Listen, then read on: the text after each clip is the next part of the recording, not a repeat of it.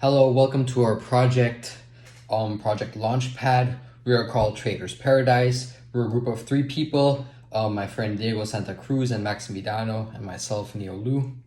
In this video, we will be talking about us, our brand, our planning, debt capital markets, and ECMs, sales and tradings, mergers and acquisitions, equity and research, asset management, questions and answers, and then our resources.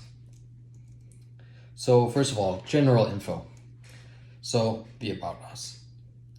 So as you can see, here's a picture of Diego, Max, and myself. And although we're all from different countries, we met by going to the same school. Our school is called ICS, International College Spain, and we all arrived around 2 years ago. And this summer of 2022, we all agreed to go to the InvestIN program together. And so now we have partnered up for the upcoming 6 months to work together on this project Launchpad. So this is how we have organized our video. So Diego will be talking about the equity research and the asset management. Max will be talking about the equity capital markets and debt capital markets. And I will be talking about the sales and trading and mergers and acquisitions. At Traders Paradise, our mission is to ensure an easy and effective form of investment for our clients. Our company was founded on the 15th of August, 2022 in Madrid, Spain, by our dedicated team of professionals. We provide corporate banking services for companies as well as high net worth individuals. At Traders Paradise, we have divisions in asset management, equity research, sales and trading, mergers and acquisitions, as well as debt and equity capital markets, providing the customer with a wide variety of solutions. It's quite important to understand what we do. There's 2 different types of banks. There's corporate and then there's retail. What we will be doing is corporate, where we are selective to companies and high net worth individuals. We handle larger transactions, and we're a financial service company. Now let's get into the logo design. Originally, we were in the ideation stage where we created as many logos as we could with many different ideas to see what would fit well. We then chose one of those logos that we enjoyed, and we made 2 final logo variations with 2 separate colors. You can also see that our brand name is Traders Paradise, as we already know, and our slogan is Trade Today, Paradise Tomorrow.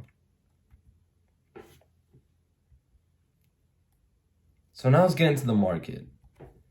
Our main competitors are JP Morgan Chase, Morgan Stanley, Deutsche Bank, and Goldman Sachs.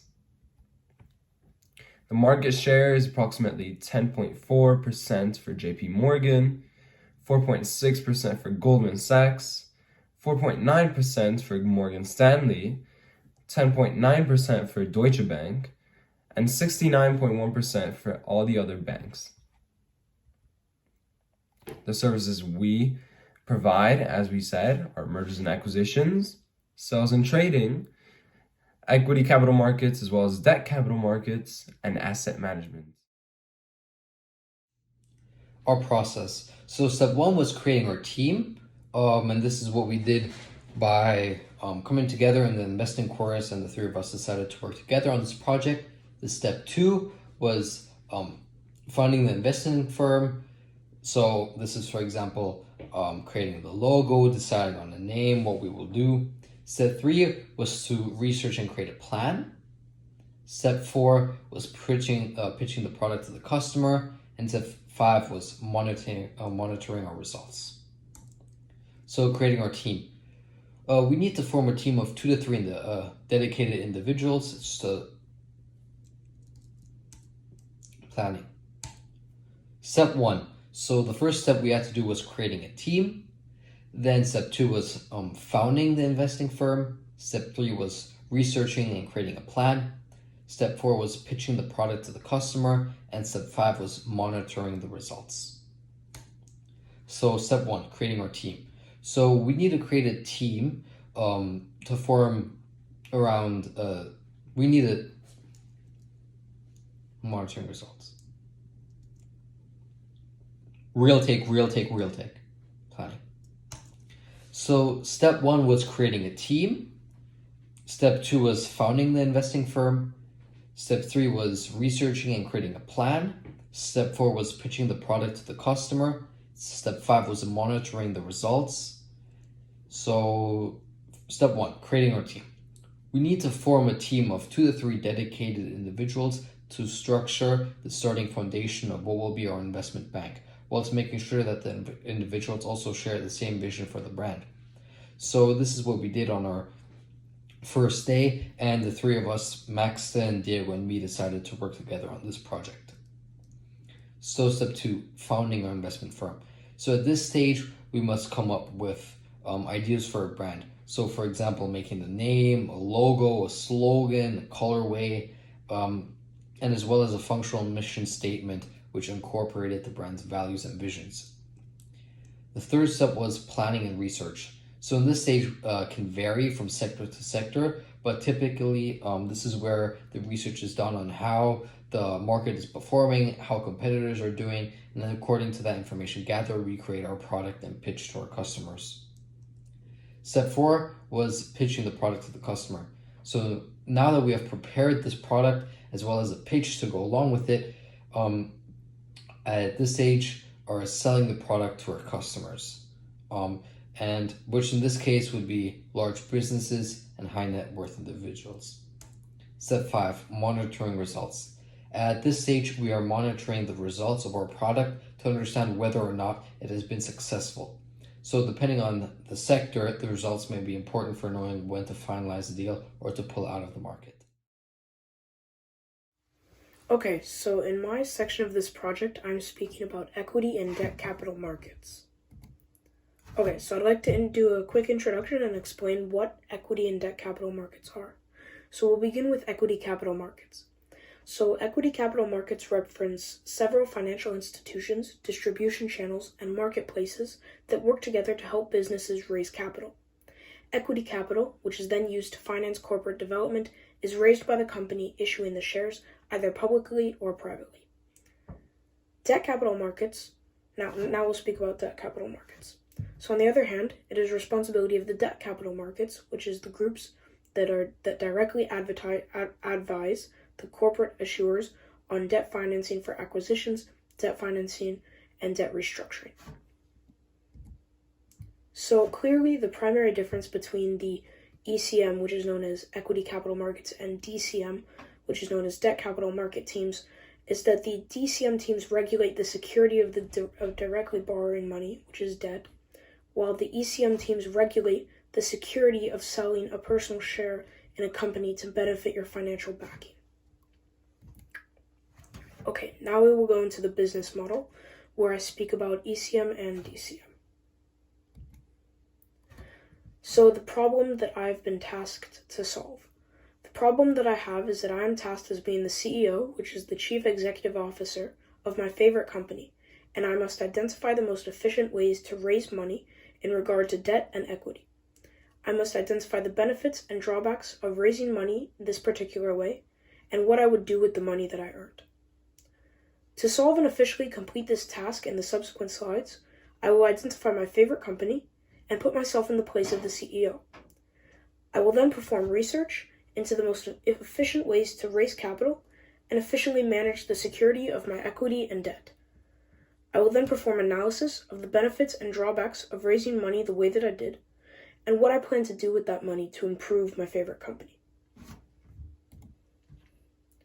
Okay, so the company that I will be acting as CEO is, the company that I've chosen to assume myself as the acting CEO of is Neyo.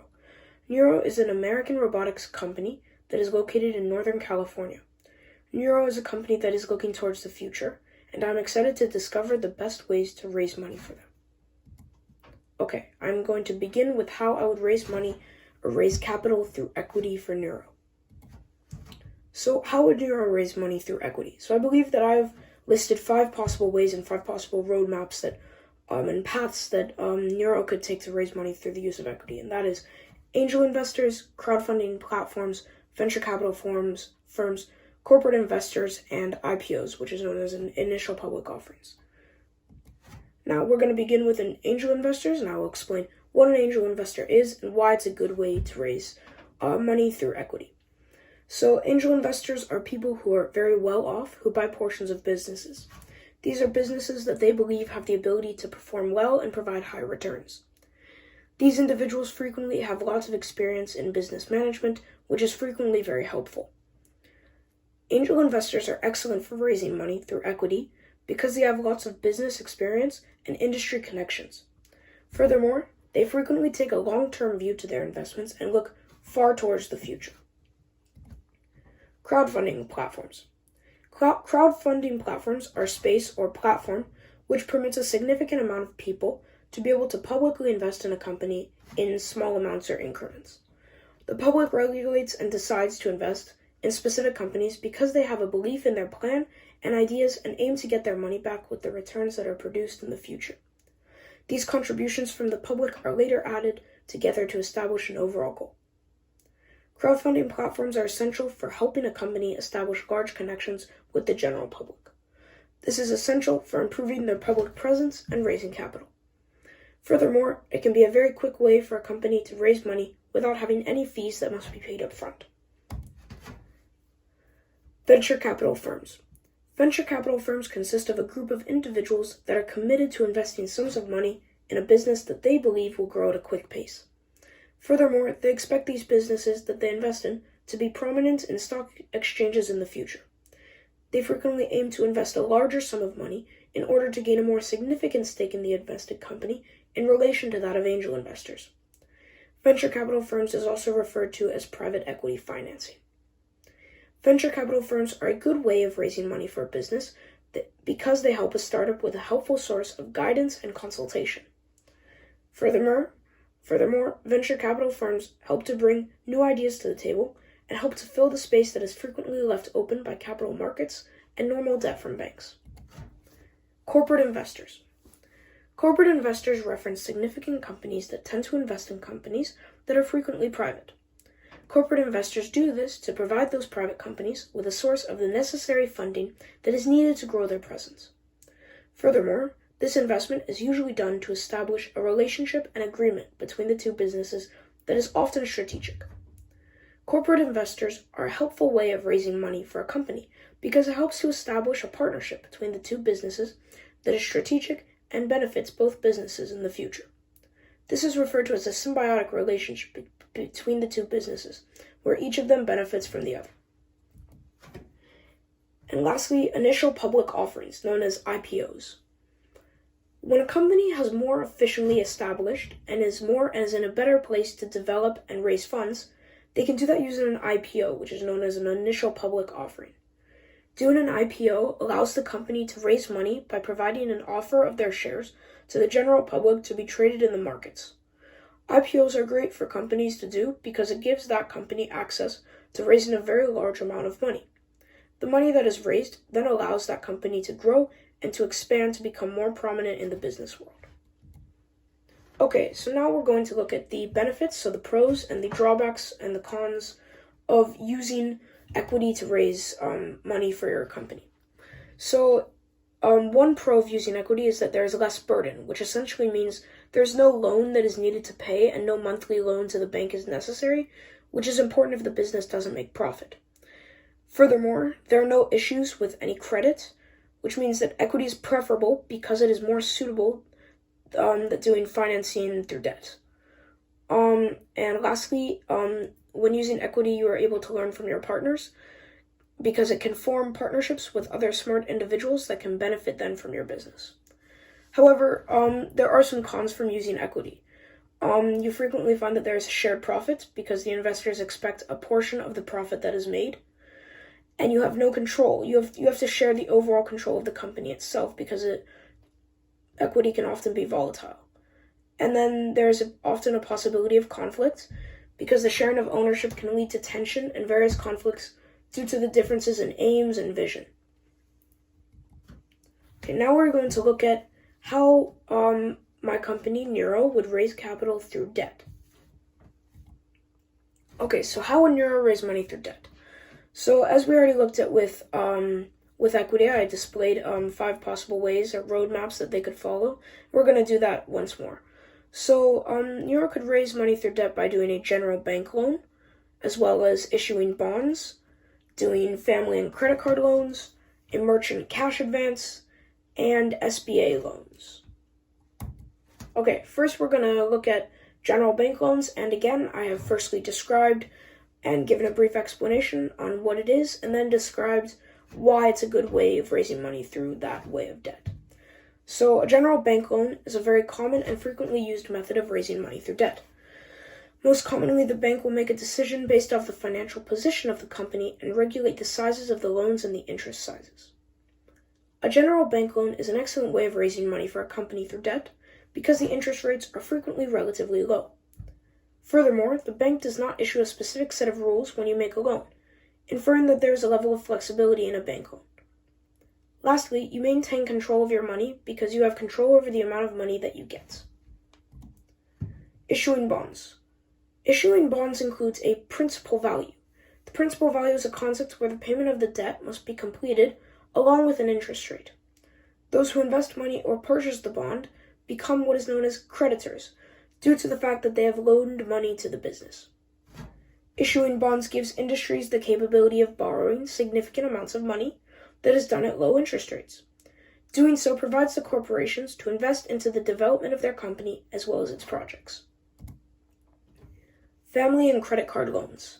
So family and credit card loans frequently references the taking of loans from family or friends. This is primarily done through the borrowing of a credit card and is frequently performed by startups and very small businesses. Family and credit card loans frequently allow you to find a lower rate. This helps to lower your overall level of debt, which is essential for raising money, also known as capital, for your business. This frequently helps to boost the long-term capital of the business. A merchant cash advance. During a merchant cash advance, which is known as an MCA, a company provides you with a significant amount of money that is given up front. That money is then repaid using a percentage that comes from your debit or credit card sales, along with a fee. It frequently will deduct a daily or weekly percentage of the sales until the amount is entirely repaid. A merchant cash advance is very good for small and developing businesses that require a small amount of extra money. They can use this extra money to help their company become a more competitive and strong force in their industry. And lastly, SBA loans. SBA loans consist of loans that are issued to small businesses by participating lenders. These lenders frequently reference banks and credit corporations and somewhat secured by the U.S. Small Business Administration. SBA loans are excellent for small businesses or individuals because they are unable to afford a lower payment on a normal loan. Okay, as we did with equity, we are now going to look at the pros and cons, or the benefits and drawbacks, of using debt to raise the capital of your business. So, a first pro of using debt is that you can maintain the control of your business, which means that it allows you to maintain the control of your business, unlike when doing equity financing, because you can regulate the amount that you put in and when you pay it back and that sort of thing. Furthermore, it is easier to plan for the future. You can access the capital quicker and then invest it into the growth of your business. And you are able to build business credits because when you make the timely payments without paying after your loan is due, you begin to establish credits toward your business, which is very helpful in the future. However, there are drawbacks. So you frequently risk assets or credit history. When you take on a debt, it is frequently very risky for the business and your personal finances. And there can be a financial strain on the business, which means that debt can also make it very difficult to manage the finances of your business. And it is difficult to qualify. While debt funding is frequently more accessible than equity financing, it can be challenging to find ways of efficiently and or safely doing it. Okay, so I'd like to look at and mention what other companies in the industry use to help build their capital and their money and raise their money, and what we here at Traders Paradise and Neyo aim towards doing. So most companies tend to use a conversation of both equity and debt financing. This is efficient for them because they get a balance of both the positives that come from using each method. However, using debt financing can often be more risky. Here at Traders Paradise, however, we use primarily equity financing due to the fact that it is a less risky option in comparison to debt financing because you do not have to repay a loan, which is a sum of money at a specific point. It also involves regular payments, which can ruin cash flow. Nonetheless, Traders Paradise has still agreed to use debt financing in situations where it is necessary. Okay, I would like to talk about how would Neyo use this money that we would have made and raised through debt, a combination of primarily equity and a bit of debt financing. So the new money that is raised through the method of equity financing, along with small amounts of debt financing, will be used to hire a greater amount of engineers. By having more engineers, Neyo will be able to develop and advance their autonomous vehicle more rapidly and more effectively. Furthermore, that money that is raised can be used to launch more sites of manufacturing, which is essential for growing the company and its presence in the futuristic and autonomous car market. I believe that using the methods described, Neyo will be able to do these things and continue to do them in the future. This will help to make Neyo a greater and more prominent company that is prepared for what the future holds. Sales and trading. So for the sales and tradings, we had to compare different trading strategies and choose our favorite one. And then we had to pick 3 stocks and explain to a potential client why they are a good investment. And then for mergers and acquisition, we had to assume we are representing our favorite company and aiming to acquire another company. And then we had to list all the potential firms and their synergies. So sales and trading, first of all. So first of all, the 3 trading strategies I have chosen are position trading, scalping, and swing trading. Position trading is when someone buys an investment for a long period of time and the expectation that it will appreciate in value. And this type of trader is less concerned with short-term fluctuations in price and the news of the day-to-day unless they alter the trader's long-term view of the position. So these are people who usually trade for at least a few years.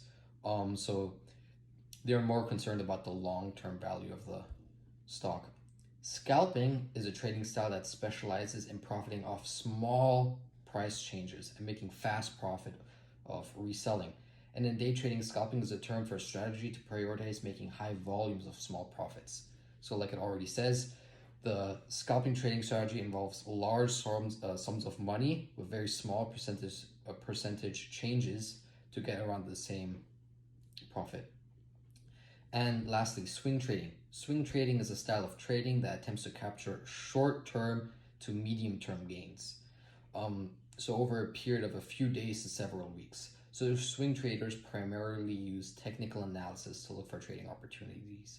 So like I said before, position trading is the very long term, then there's scalping, which is extremely short term, and then swing trading, which is somewhat in the middle and uses technical analysis.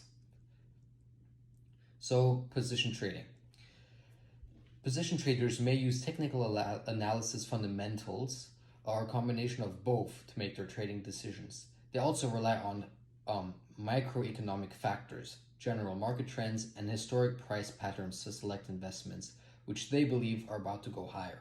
Position traders might be seen as the opposite of day traders. They do not trade actively, with most placing fewer than 10 trades a year.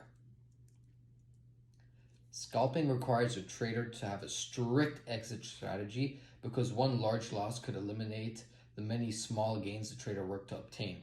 Thus, having the right tools such as a live feed, a direct access broker, and the stamina to place many trades is required for this strategy to be successful. And then lastly, swing trading. Typically, swing trading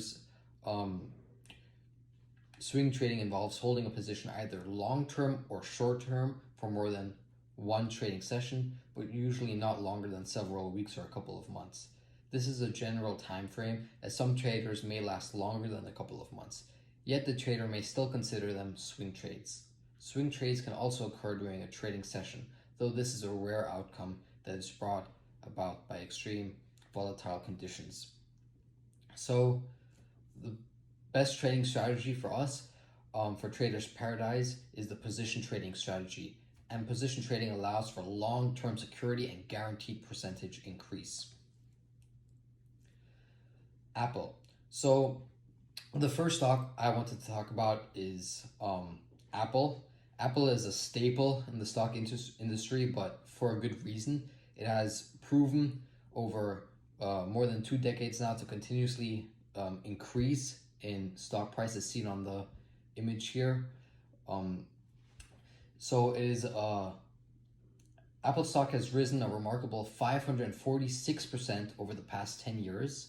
So back in January 2013, shares stood at a modest around $19.60, but they hit their all-time high of $180 on the 3rd of January 2022, making it a safe long-term investment. And as you can see, while looking at the chart here, Apple is not going to decrease in value because it has proven over and over again to bring out reliable products that work and that the public love. Their revenue is very, very safe and has been always increasing steadily over the past decade or so. And if you look at their stock price, it has been increasing very nicely over the past 20 years. The next stock I wanted to talk about is Visa Inc.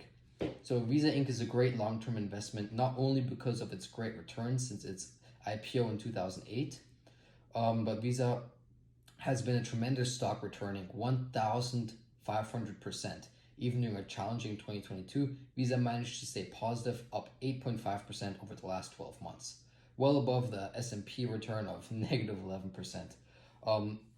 And also it is well known to bring steadily increasing profits over the past decade. Same with the Apple stock. It is very safe and very reliable and a very safe bet if you want to use position trading. And the last stock I wanted to talk about is the Thermo Fisher Scientific Inc. stock. And we continue here at Trader's Paradise to believe that Thermo Fisher has a strong long-term growth outlook given a large and growing addressable market, coupled with its industry-leading scale, commercial infrastructure, e-commerce platform, supply chain capabilities, and R&D investments. And also here with Thermo Fisher, we can see that since around 2011, if we look at the chart till 2023, it has been increasing steadily, with the exception of 2020 to around 2022 because of COVID-19. But other than that, it has been a very great stock to invest in. Mergers and acquisitions. So Apple. So the company we will present is the tech giant Apple. Apple was founded on April 1st, 1976 by college dropouts Steve Jobs and Steve Wozniak. Apple has never merged with another company before. However, the company has acquired over 100 other startups and companies, with their biggest acquisition being Beats Electronics for $3 billion. So here is some potential companies Apple might want to acquire. The first one is Spotify, Tesla, PayPal, Disney, Shopify, and iRobot. So Spotify. So first of all, about Spotify. Spotify is a Swedish audio streaming and media service provider founded on April 23rd, 2006 by two Swedish founders, and it is one of the largest music streaming services providers with over 489 million monthly active users, including 205 million paying subscribers as of December 2022. So Spotify has around a market share of around 31%, whereas Apple Music has around 15%, give or take.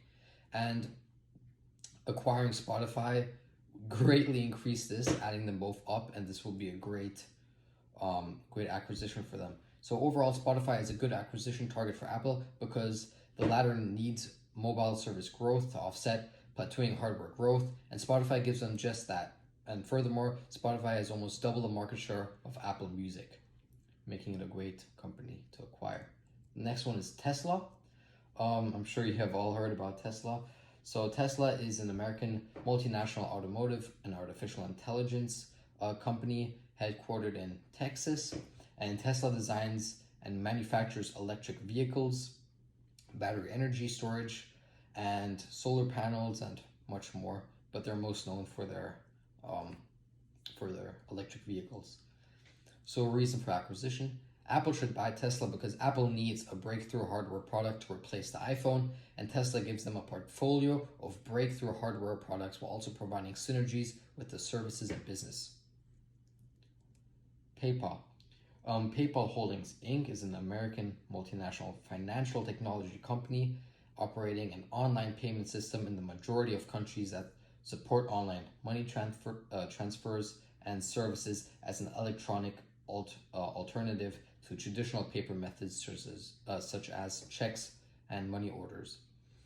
PayPal would be a great acquisition for Apple because of the Apple Pay features and the new technology and customer recognition PayPal has.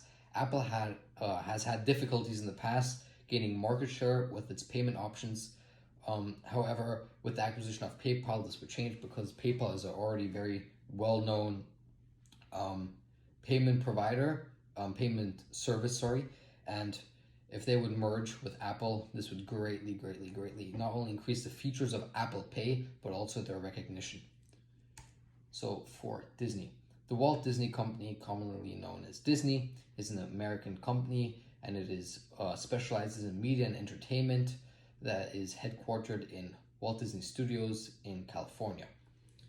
So overall, Disney is an attractive acquisition target for Apple because together the two companies could create a very good streaming service that is rich with content and very easy to access.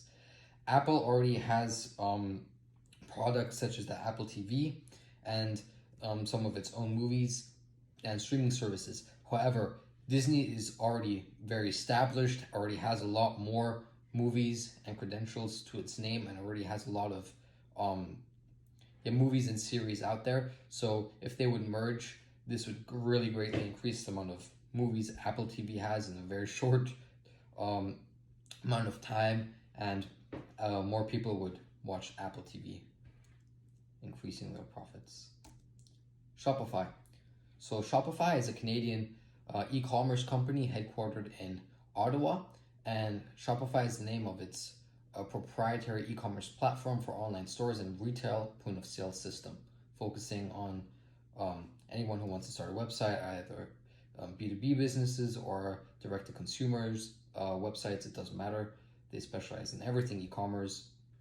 Reason for acquisition. So overall, Shopify is a good acquisition target for Apple because, for example, every Shopify merchant must pay around between 1 to 3% in payment processing fees for every purchase, and Apple could waive these fees for customer shopping with the Apple Card after they merge with PayPal, and allowing merchants to offer exclusive discounts to customers within the Apple ecosystem.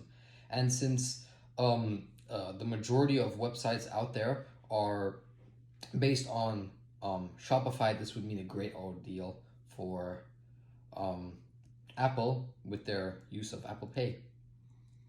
iRobot. So iRobot Corporation is an American technology company that designs and builds consumer robots, and it was founded in 1990 by 3 members of MIT's Artificial Intelligence Lab who designed robots for space exploration and military defense. So reason for acquisition. Overall, iRobot is an attractive acquisition target for Apple because for just $2 billion, Apple could gain entry into what could be a very large consumer robotics market that is still in the early stages of hockey stick growth. Currently, iRobot is focusing on more consumer related technology such as vacuum cleaners, vacuum robots, and this would mean that Apple could gain entry into the robotics market with their technology that they have been building upon since 1990, and it is still in the very early stages, iRobot, but after Apple would acquire them, they would gain a lot more. They would gain a lot more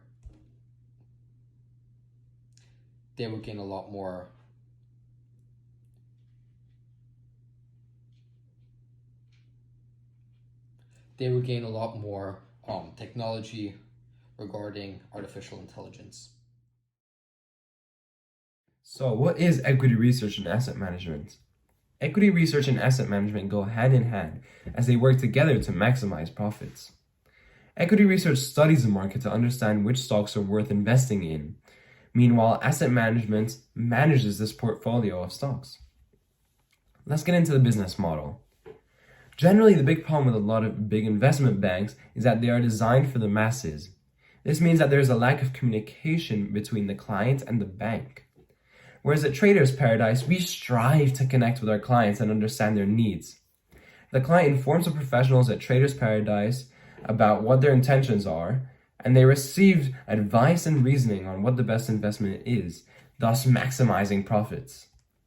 We can see that our potential clients are going to be high net worth individuals, businesses, governments, and funds, keeping in mind that we're a corporate bank. Additionally, the main forms of advertising and promotion that we will do include paid, own, and earned media. Paid media is known as advertising and includes methods such as paid search, digital signage, affiliate marketing, and most commonly, displayed ads. Owned media includes digital media owned by the company, such as websites, blogs, apps, and the general social presence of the company. Finally, earned media is the hardest form of media to acquire as it depends on external factors, yet it can be very powerful through social networks, publisher editorials, word of mouth, and influencer outreach. Let's begin with equity research now. We're provided with 3 graphs to analyze the market trends, and looking at the data, we can see that the investment banking industry can be very profitable, especially as the market has grown over many years.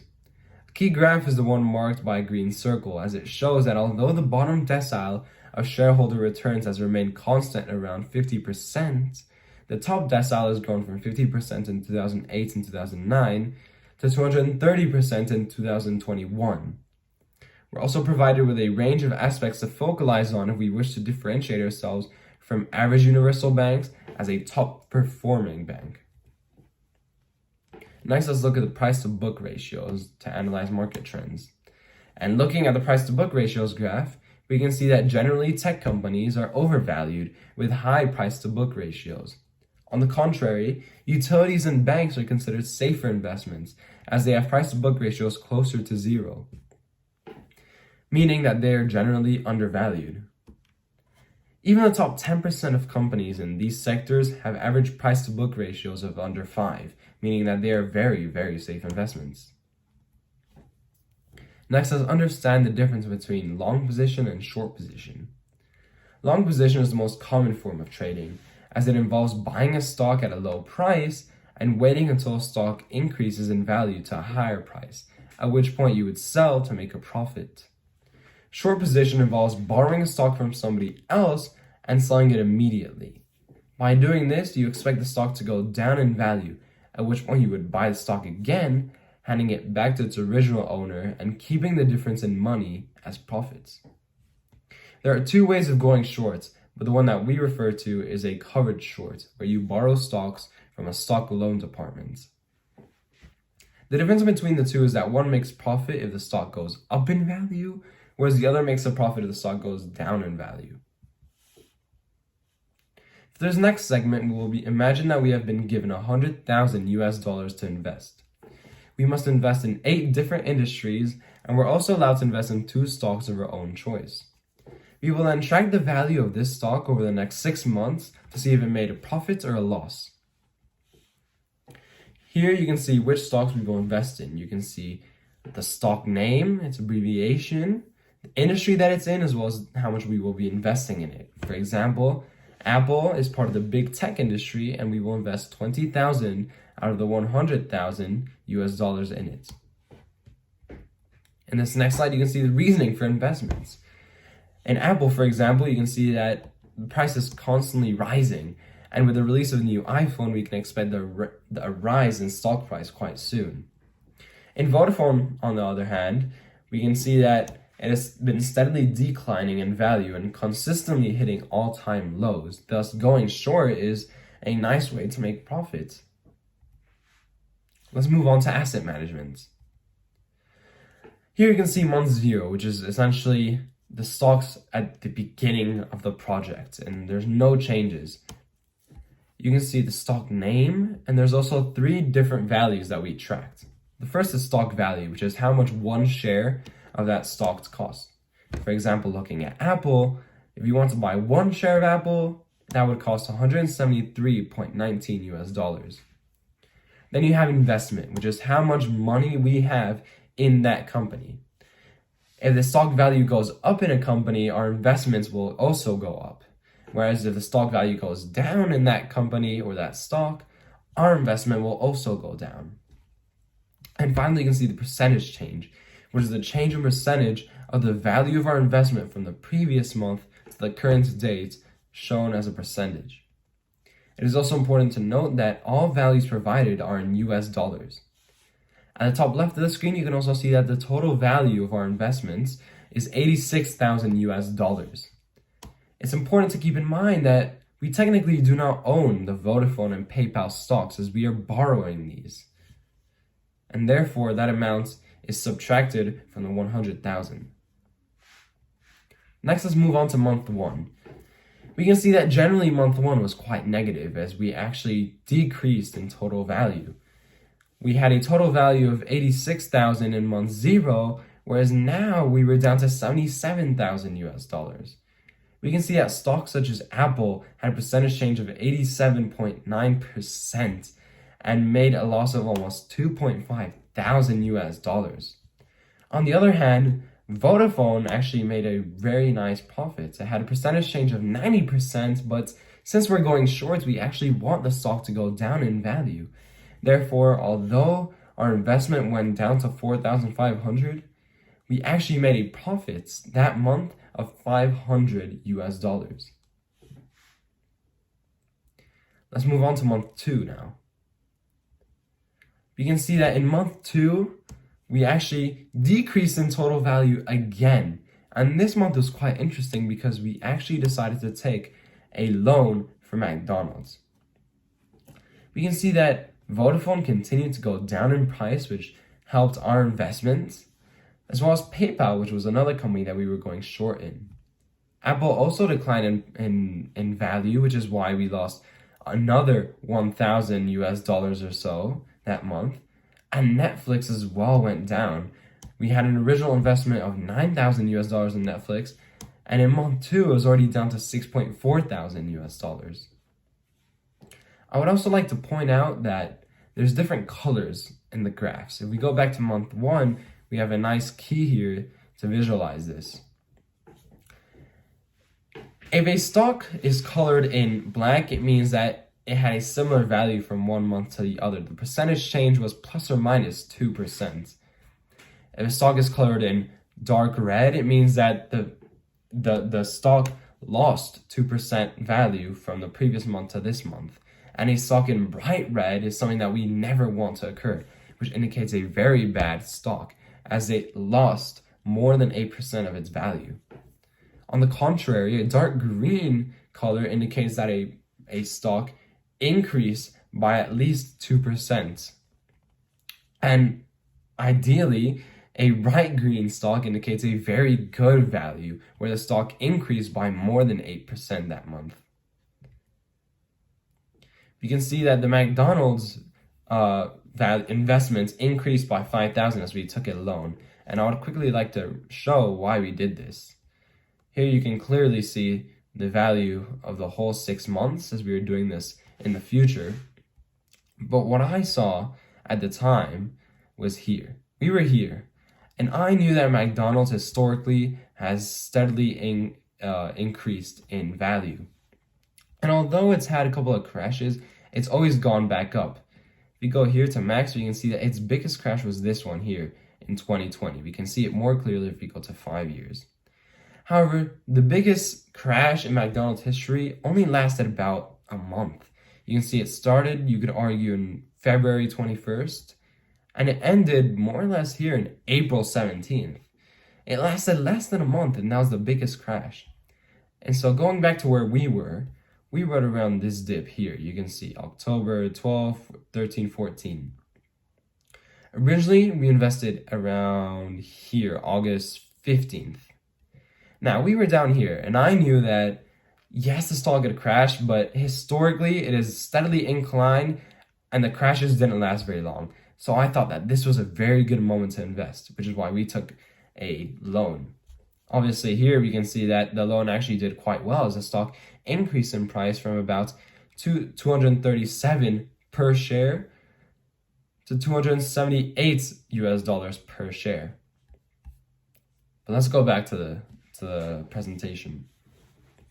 Let's move on to month 3 as well, where we can see that Apple finally had a positive percentage change, although we were still losing money on that. But now at least our investment was at 17.3 thousand. We can see that Netflix was doing quite well as well, with a 134% change from the previous month to this month. And we now had an investment in it of 8.7 thousand.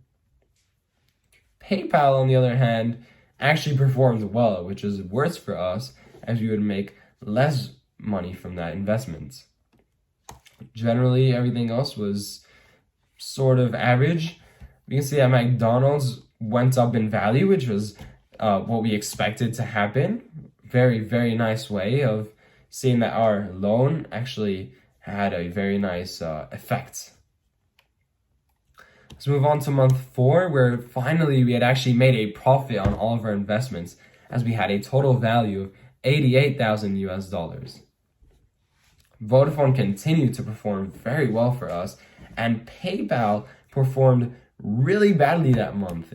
But for us, we know that the worse that PayPal performs, the better for us. At this point, we had an investment of $6.1 thousand in PayPal, and since we originally invested $9,000 in PayPal, that meant that we had made $3,000 just off of PayPal. Bitcoin did well this month as well, and Apple went back down to 15.7 thousand. Netflix stayed fairly consistent at 8,000, and at least we didn't lose money again with that investment. And McDonald's had plateaued at this month. Let's move on to month 5, where we can see that the total value decreased by about 2,000 from the previous month. Apple stayed relatively similar, and Netflix did very, very well this month, and it increased to 9.3 thousand from 8.1 the previous month. This meant that we had made a 1.2 thousand profit this month. Vodafone and PayPal, the two stocks that we went short on, performed well this month, which actually didn't help us. But JPM did very, very well. We now had an investment of 9.1 thousand in it, as it had a percentage change of 108.22%. Bitcoin also performed quite well with a percentage change of 120%, and we now had an investment of 7.7% in the stock. And finally, let's move on to month 6. This was our final month. You can see that the total value was at an all-time high, as we made $89.8 thousand compared to 86,000, which is what we started off with. The difference from month 0 was, of course, $3.877 thousand, and the percentage change was 104.5% over the course of 6 months. We can see that Apple went back up in value, which is very, very nice, as it had previously made a very big loss for us. We now had an investment of 17.9 thousand dollars, which meant that we at least had only lost 2,000. Only. Vodafone again went up in value, which didn't help our case as we were going short, but PayPal sort of counteracted that, as again it performed badly. Bitcoin again did very well, and we now had an investment of $9,000 in it. It actually made a profit of $1.2 thousand from the previous month, which is very nice. McDonald's again stayed very, very similar, which meant that the $5,000 loan was only effective for 1 month. JPM again did very well, and we now had an investment of $9.3 thousand in it, and it had a percentage change that was relatively small at 102.13%. Netflix again did very well, and I believe that Netflix was actually our best stock. We now had an investment of $10.155 thousand in it, as this month it had a percentage change of 108%. Keep in mind that originally we only invested $7,000 into Netflix, which meant that going all the way up to $10,000 meant that we made a $3,000 profit just off of Netflix. Additionally, I would like to move on to the next slide, which shows a summary of all the investments. You can see the value of a singular stock in month 0, the investment that we had in that stock, and then we compare that to the value of the stock in month 6, as well as the investment that we had in month 6. You can also see the percentage change and the profit that we made for each brand. So you can see here clearly that Apple, we made a profit of negative $2,000, which meant that we lost money on Apple. But luckily, Netflix had a percentage change of 145%, meaning we made a profit of $3,000. Nestle stayed relatively similar with a percentage change of 95%, although it did lose us $500. But luckily, McDonald's actually counteracted that loss with a profit of $536. JP Morgan also performed quite well. It had a percentage change of 117 from month 0 to month 6, and made a profit of $1.39 which was very, very good for us. Vodafone ultimately wasn't as good of an investment as we thought, as it went up in value in the last 2 months, but we still made a profit of $900. In Shell, we actually made $1,400 as it had a percentage change of 117%. And in PayPal, we made $2,000 going short, which was very, very good for us. In Bitcoin and Honeywell, we pretty much didn't really make a change. In Bitcoin, we earned $2, and in Honeywell, we lost 13. Relatively speaking, that isn't very important compared to all the different numbers that we see on the screen. But regardless, let's move on. Now we have a conclusion. What went well, what went bad, and what I think I could improve on for next month. The positive of the project was that we made a profit, at least. Over the course of 6 months, we were able to make $3,800, and generally made the correct decisions in between going long and going short. However, our biggest loss was Apple, and although we had a good reason to believe it would go up, perhaps we relied too much on its value and should have invested more in other stocks. We invested $20,000 in Apple, and that accounted for 1/5 of our total budget. And we just seemingly lost $2,000 from it. So clearly investing that much in Apple was not the right decision. In fact, I would quickly like to go to the Apple stock. You can see that generally it's gone up over the past perhaps year. It's plateaued slightly more, but historically Apple has always increased in price, which is why it was quite a shock that we actually made a loss. It was unfortunate as well that we bought during one of its peaks, and generally the price went down. We're lucky that in the last month of the project it went back up, but this was unlucky. It would have been so much better if we had bought here at around September 30th, or even just a couple months prior maybe. But regardless, let's go back. How do I think I could improve? I believe that next time I should try and sell my position once I make good amounts of profit. For example, we could have made another $500 from Vodafone if we had sold in December, or we could have nearly doubled any new investments in Netflix had we bought in September, October. I would just like to quickly show this. Vodafone, you can see that it did very badly, which was good for us. Again, here, this is where we bought, August 15th, 121 Great British Sterling, I believe it's called. I obviously transferred all of these values into US dollars. But it was worth 121 GBX, and it went down all the way to 85 GBX at around December, which was when it had its lowest value, and thus when we peaked in profits. But the last 2 months, it just went back up. You can see here, February 15th, went back up to 99 GBX. So if we had sold it around here, we probably could have made more money, but oh well, we didn't know it would go back up. You can see that, again, over the past 5 years, it's just gone down in price. If you can even go to Maxton, you can see that generally it's plateaued and gone down over here. So we had no reason to believe that it was going to go back up, but that's a shame. The other stock I discussed was Netflix.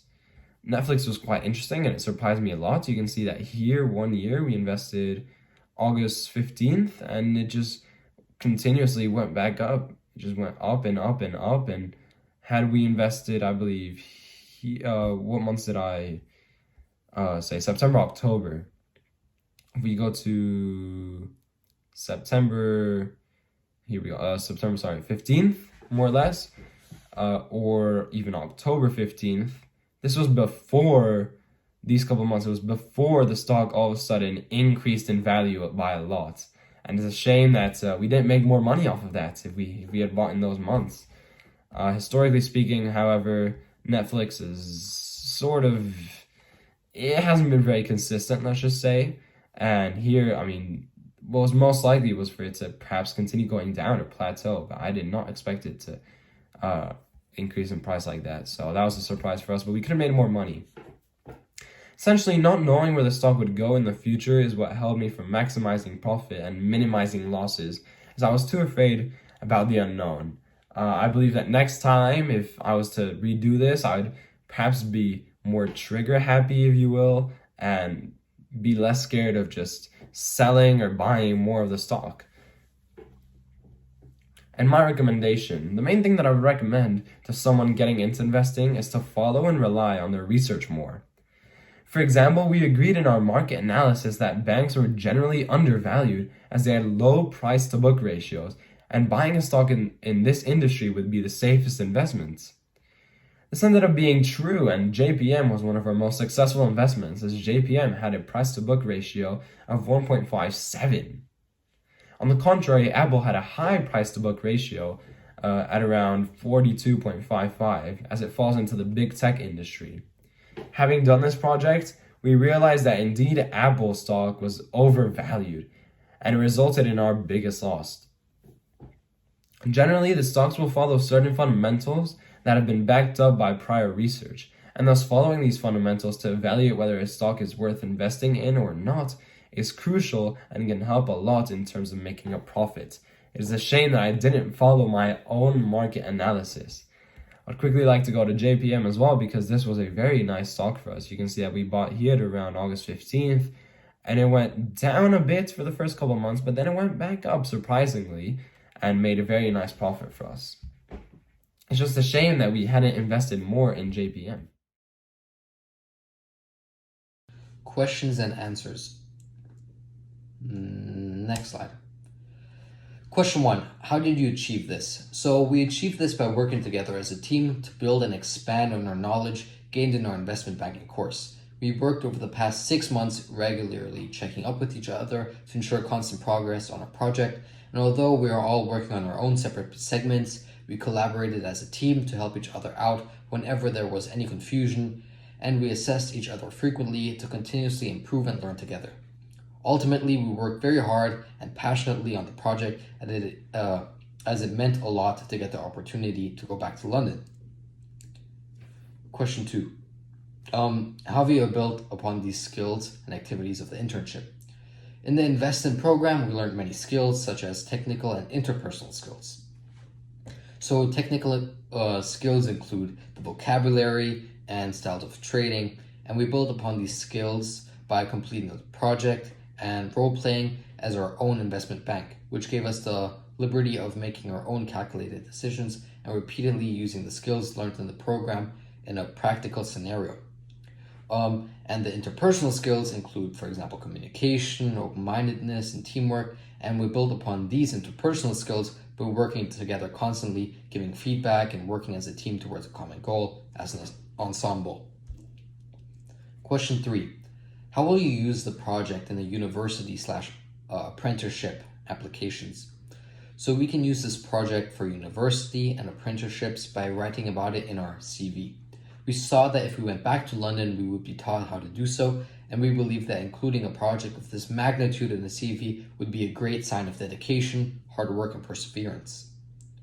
We continuously strive to add to our portfolio and demonstrate that we are capable students who do not shy away from challenges, taking risks, and seeking opportunities, which we believe we have demonstrated throughout this project. Question 4. How will this experience help your future career? No matter what career we might choose in the future, it was a valuable experience and helped us understand more of what the life of an investment banker is. If we decide to pursue a career in finance, this project will have taught us many things of many of the basics and fundamentals of finance, which will help us during our studies. And furthermore, it has also benefited us towards our acceptance into advanced universities, as we explained previously, which can be important towards our future career choices and progress. And even if we decide not to pursue a career in finance and banking, this project and experience at InvestIN will have taught us many lessons regarding interpersonal skills, which are used in almost all career fields. And the last question, have you enjoyed the project? And we all agree that we have enjoyed this unique experience in doing Project Launchpad for InvestIN during the last 6 months. This project has allowed us to use the knowledge and information we acquired from the investment camp and apply it into a project where we must present our knowledge on the topic. I believe this has been a great way for us to continue our learning, which is why the three of us have truly enjoyed this project. For the three of us, we are interested in doing more camps similar to InvestIN's in the future, and it has been a very valuable and enjoyable time, and we would like to do more projects similar to this one in the future. Thank you so much for your time. We hope you have enjoyed this presentation, and if you have any questions, please send us an email using the contacts below. We would greatly appreciate it. And thank you so much for watching this video.